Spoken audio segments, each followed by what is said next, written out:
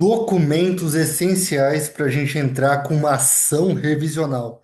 Primeira coisa, o que que é uma ação revisional? Imagina a seguinte situação: eu tenho um contrato de financiamento de empréstimo e a taxa de juros está em desacordo com a média de mercado, ou pelo menos eu acredito que está. Por quê? Porque o valor está muito alto. E eu acho que esse juros que está sendo aplicado é abusivo. Primeira coisa, valor alto por si só é considerado abusivo? Depende, tá?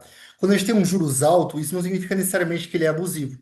Vai depender da análise concreta do caso para verificar esse juros é sim abusivo ou esse juros não é abusivo, certo? Então sempre vai ter essa premissa, se ele é ou não abusivo, e sempre vai depender de uma análise concreta, certo? Então as primeiras coisas, o que que eu preciso verificar para ver se o juros é abusivo? Primeiro, se o juros está de acordo com a média de mercado, certo? Porque se ele estiver fora da média de mercado, é possível que ele seja considerado abusivo. E segunda coisa, você tem que verificar se a taxa de juros que está sendo cobrada de você é exatamente a taxa de juros cobrada no seu contrato.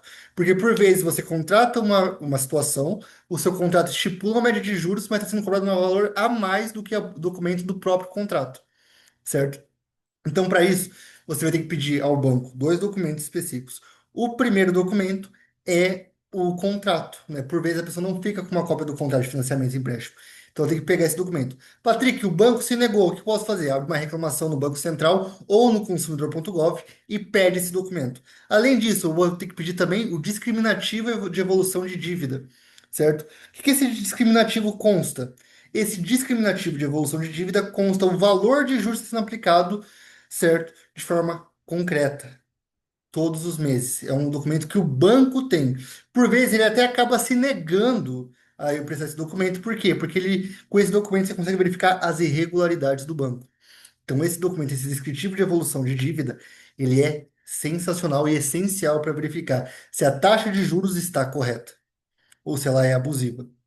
Patrick, como que eu faço para ter esse documento? Pede ao banco, recusando, Bacen ou consumidor.gov.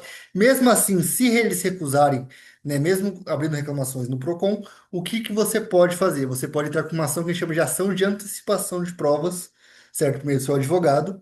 E essa ação de antecipação de provas vai forçar com que o banco apresente esse discriminativo de evolução de dívida para poder entrar com posteriormente com uma outra ação, que é a ação que eu falei, né, ação revisional de juros. Beleza? Então, esse é o primeiro ponto. Com base nesse documento, eu já posso fazer a análise. Patrick, eu sou um cidadão comum, né? Eu vou entrar com esse tipo de ação no juizado especial civil. Como que eu posso saber se a taxa de juros está de acordo? A primeira coisa que você pode fazer é entrar, certo, na calculadora do Banco Central, certo? Essa calculadora você vai poder colocar a quantidade de meses, certo? O valor emprestado, o valor da prestação, certo? E o valor total financiado. E aí ele vai te entregar a taxa de juros, certo? Ó, por exemplo, nesse exemplo que eu dei, a taxa de juros deveria ser 2,86. Se a taxa de juros for maior que 2,86, Patrick, aí esse juros pode ser considerado abusivo. Então você sempre vai pegar as informações do seu contrato e jogar na calculadora do cidadão do Banco Central para verificar se há algum tipo de abusividade nesse caso. Patrick, é só essa calculadora? Não, existem outras, mas essa calculadora do Banco Central geralmente ela é a mais utilizada para você ter indícios de abusividade.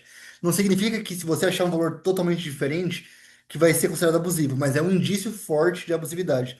Além disso, você também pode, no caso específico, você também pode entrar junto ao banco, certo? E fazer uma segunda análise de taxa de juros através da média de mercado. Então, você pode entrar em média de financiamentos de mercado pré-fixadas, certo? E aí, entrando nessa média de mercado, tanto pelo próprio Bacen novamente, lá vai ter, ó, os financiamentos e taxas da pessoa física para aquisição de outros bens que não sejam veículos. Aí você vem, por exemplo, em taxa de juros aqui no Banco Central, e você consegue ver a média de taxa de juros. Ó, vamos supor, aquisição de veículo. Aí você entra na aquisição de veículo. Você vê a média de taxa de juros das instituições financeiras das principais. Então, ó, 1,55 da Mercedes, taxa de financiamento, certo? Vamos colocar um banco aqui qualquer, vai, ó, 1,65, certo? Se a gente pegar pela instituição Bradesco Financeira 2,3. Então, se a média estiver, às vezes, acima dessa média estipulada do banco, pode ser considerada ilegalidade. Então, você tem essa possibilidade de discutir através das médias de mercado que você sabe pelo Banco Central, através do período que você quiser. Aí você coloca aqui o período. Beleza? Entenderam isso? Então, com base nesses documentos, a gente já consegue verificar se há possibilidade de entrar com esse tipo de ação ou não. Então, vamos lá. Primeira coisa, eu tenho que pedir então um contrato e esse discriminativo de evolução de dívida. Com base neles, eu posso fazer o cálculo no Banco Central da calculadora do cidadão e lá vai verificar se a taxa de juros está de acordo com a média de mercado, ou que é a média que se entende de mercado, segundo o Banco Central. Se não tiver, eu tenho indícios de que para falar que aquele juros é abusivo. Além disso, eu posso fazer a comparação da taxa de juros que está sendo aplicada com a média de mercado dos financiamentos pelo esse outro site, junto do Banco Central também, que vê as taxas de juros, colocando os períodos, fazendo uma tabela evolutiva, e aí, nesse caso, eu posso verificar: há cabimento para ação revisional? Sim.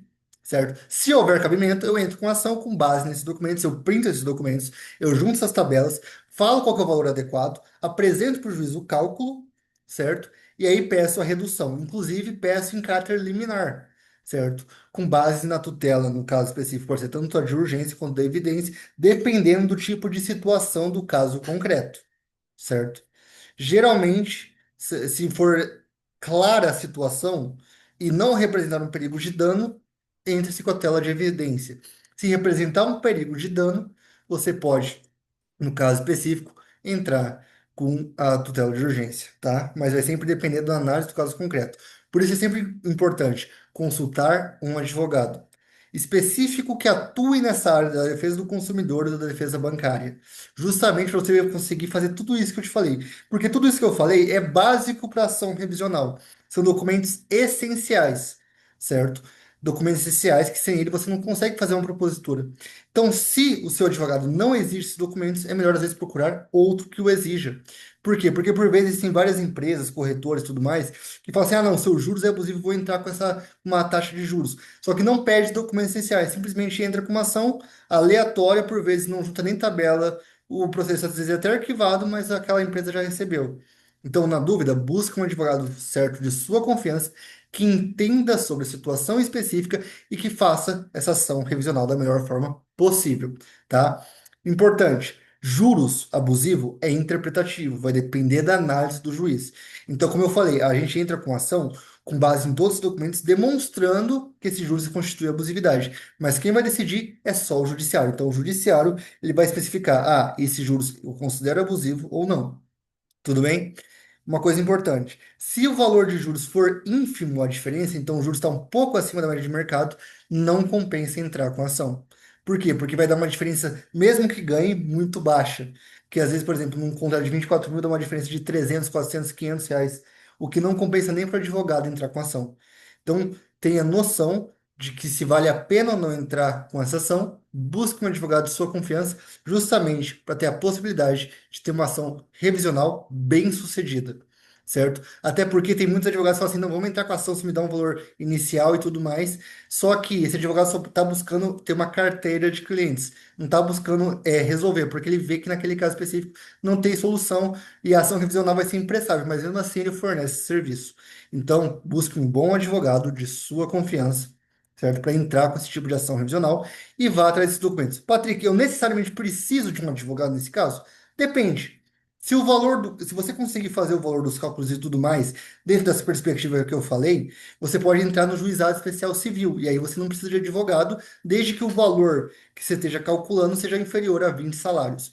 Se for superior a 20 salários, aí precisa de advogado por conta da lei. Tudo bem? Mas você pode fazer sem advogado, certo? É lógico, com o advogado é mais fácil porque ele vai te mostrar todo esse caminho que é complexo para ser analisado. Mas se você conseguir fazer por si próprio, buscar esses documentos, fazer a análise, fazer a tabela e quiser entrar com ação sem advogado, desde que o valor não ultrapasse 20 salários, você pode entrar pelo juizado especial civil. Beleza?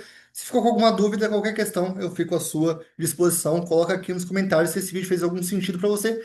Curte e compartilhe.